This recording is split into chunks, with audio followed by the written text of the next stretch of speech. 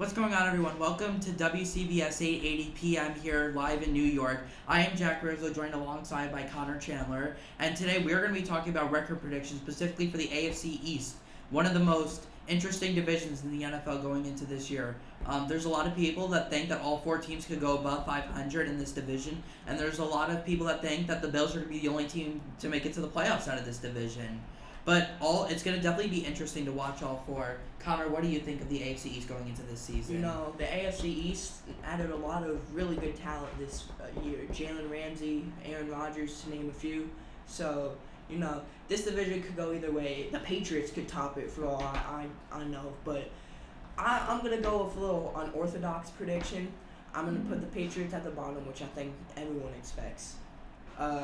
I'm actually going to put the Bills at third because I know their defensive coordinator left this year, and I know there's good players there, but I feel like he was a part of the success that unit had.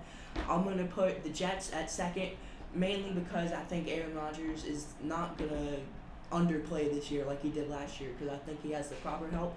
And I'm actually going to put the Miami Dolphins at first because of Jalen Ramsey locking down all the top teams' wide receivers, Tua taking the leap, and yeah, that's what I think.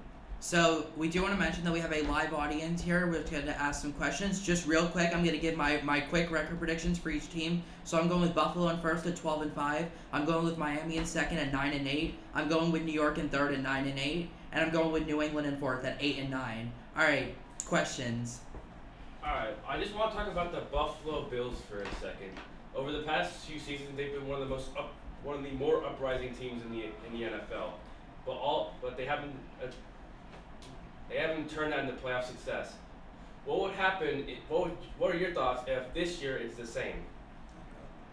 I feel like there would be some slight retooling of the Buffalo Bills, like maybe trading away like one or two star players and then trying to get more depth and more key pieces, like more offensive line help, more defensive line help, to stop, getting rid of, because playoff football is a completely different atmosphere than regular football, because in January, where most of the teams in the AFC, it gets cold a lot, they're going to run a lot, and, sometimes they're throwing it, sometimes they're not.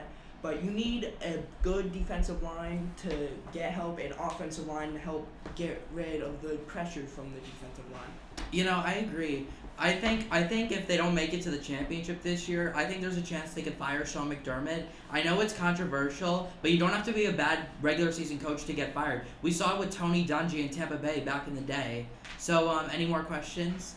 Yes. Yeah, gave the Dolphins a 9-8 record. I feel like I have to disagree with that. I think the Dolphins are one of the more overrated teams going into this NFL season. I feel like making a track team with drafting Devin Achane, having Tyreek Hill, Jalen Waddle, and I just don't trust Tua as the quarterback for that team. The defense getting older in age. I know they have a strong safety duo in the back end, in the depths, but I just don't see them at 9-8. I think 7-10.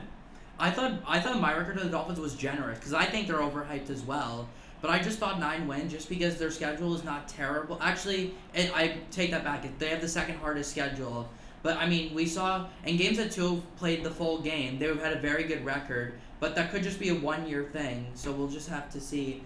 Connor, what are you have the Dolphins in first, so you disagree with his I think the take. Dolphins are perfectly ready. They got one of the best. Tyreek Hill isn't just a track star. He's also one of the best wide receivers in the game. His route running, maybe because of speed, but it's good too. Jalen Waddle, he's also really fast, but he can also run the routes very well. And Tua, I believe in Tua. I've believed in Tua since Alabama, and I think that Tua is going to be very, very efficient this year. He's not going to throw a lot of picks. He's going to throw you the touchdowns. And I like this defense with Bradley Chubb and Jalen Ramsey and Javon Holland and Xavier Howard. I feel like Xavier Howard's going to bounce back this year. And I feel like in the AFC, with all the high-powered offenses, this defense is going to, be the key point of the Dolphins. And I actually think the Dolphins are going second in the AFC this year. I have high hopes for them. Any more? I disagree with your list there. I believe the Jets are going to be at the last in the bottom. I don't think, based off of Rodgers' performance in Green Bay and coming to the Jets team that struggled a lot last year, I feel like that they're going to be that bottom team. Patriots, I would put at number 3, and Bills at number 1. But why overall would you say that Miami's going to be better than Buffalo, who's had more appearances in the conference championship than they have in these past few years? I think Buffalo's gonna take a little bit of a step back, because of their defense. Trust me, I love Buffalo. I love Josh Allen, what he can do. I love Stephon Diggs, even though he's a little bit of a crybaby. But I just don't think they're good. Josh Allen turns the ball over way too much. They don't really have a strong running game. I mean, they could get Dalvin Cook and change all of that, but and I just don't like them. I mean, their tight ends are okay. I mean, I know they got Dalton Kincaid. He could be something good.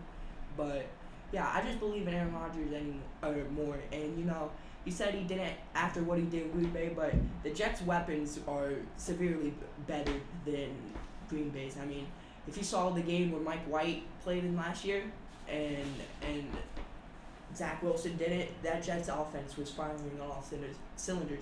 I mean, it may have been the Bears, but they were still good. Speaking of crybabies, before we wrap up here, one last point on speaking. If you want to talk about crybabies, you got to talk about Aaron Rodgers. Made such a big deal out of himself of these last 3 off seasons. Where is he gonna go? Am I gonna come back? Darkness retreat, all that. But again, I just don't believe in the Jets. One reason. Look what happened last year with the Broncos and Russell Wilson. Everybody was hyping them up, and they finished in last place.